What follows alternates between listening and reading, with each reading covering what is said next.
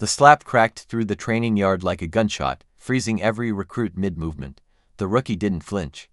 She simply stood there, eyes cold, jaw locked, hands behind her back as if she'd been trained her entire life not to react. The general towered over her, face red with fury, shouting about discipline, courage, and earning your place. Recruits whispered that she was done now. No one survived, angering General Rourke. But the rookie's silence wasn't fear, it was calculation. She knew something no one else in that yard did. In less than 3 minutes, a satellite sweep would flash her real identity across every classified screen on base. And the general would be the one who couldn't breathe. It had all started 3 days earlier when she arrived alone, quiet, carrying a duffel with no name and a file thinner than a school student's.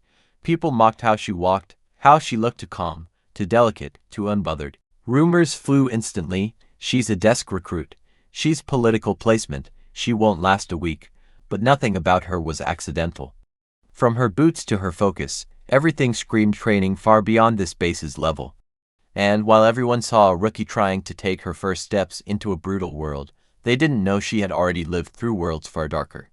The general believed he was testing her, but in truth, this was the calm before the revelation, a storm that would flip the chain of command and expose why a decorated shadow operative was hiding inside the body of a rookie nobody thought twice about. The moment General Rourke's hand struck her cheek, the entire training field went silent.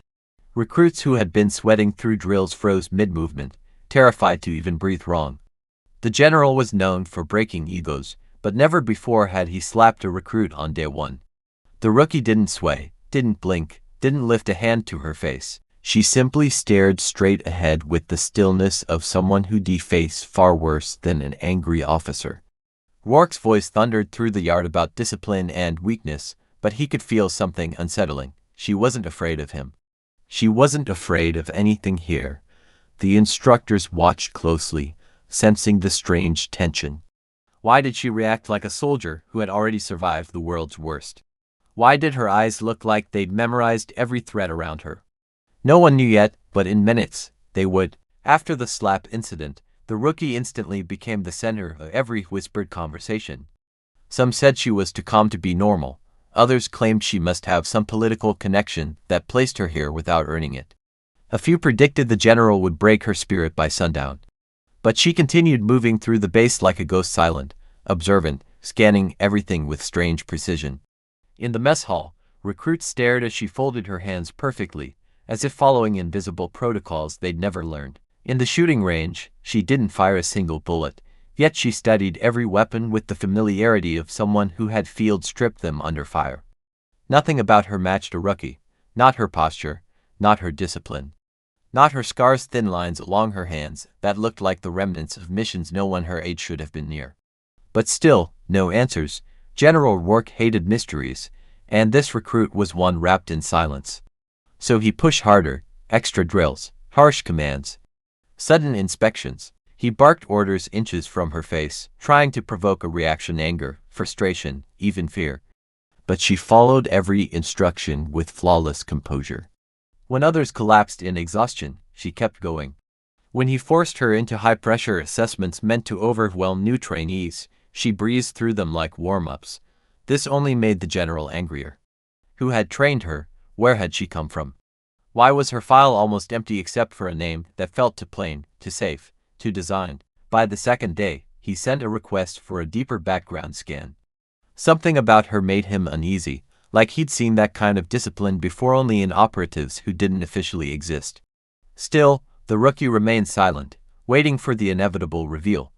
While the general barked at the rookie on the field, far across the base, the intelligence division received an urgent encrypted request: run a satellite identity trace on recruit 91B. Confused, analysts began digging, but something strange happened. Every search path diverted automatically to a classified clearance wall. Files vanished as soon as they were opened. Codes returned blank screens. Higher-level authorization requests bounced back with red alerts. The more they tried to identify the rookie, the more the system acted like it was protecting someone above their pay grade. One technician whispered, "Sir, I think we're not supposed to know who she is." Another tried a final method activating satellite-linked biometric retrieval. The screen blinked, loaded, And then everyone in that room felt their blood turn cold. Her real identity wasn't just classified, it was locked under a protocol they'd only heard about in rumors. A protocol used for ghosts. At that exact moment, the general was still shouting at her in the yard. But in the intel room, alarms quietly chimed as the satellite feed began decrypting. First came her real age, older than her file claimed. Then her training records, none from any academy, all from black operations units.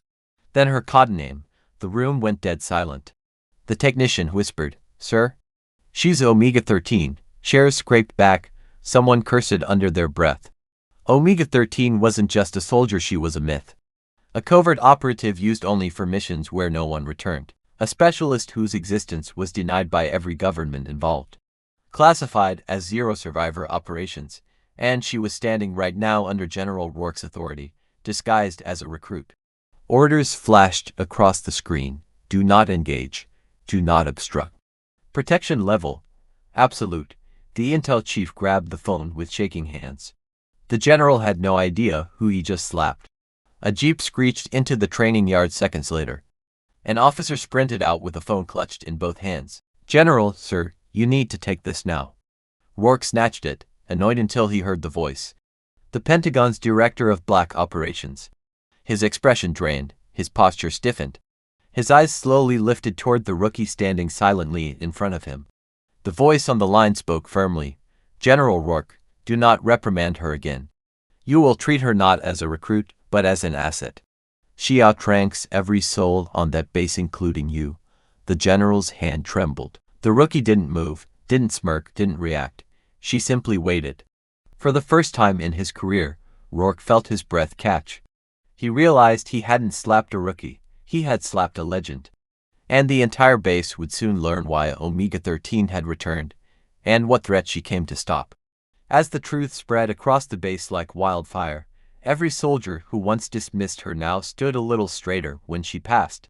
The rookie no one respected had become the ghost everyone feared to even whisper about. But she didn't bask in the shock, didn't search for apologies, didn't demand recognition.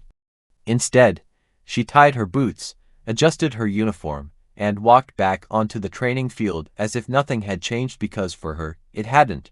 She was here for a mission, not approval. General Rourke approached her slowly, the same man who had slapped her now carrying the weight of 1,000 unspoken regrets. He opened his mouth to apologize, but she stopped him with a quiet look that said she'd survived far worse than pride. In the distance, alarms began to wail, something was coming. And as the base scrambled into formation, she stepped forward, calm and ready. This time, they didn't see a rookie, they saw the weapon sent to protect them. And the moment she moved, everyone understood exactly why the world had tried to hide her.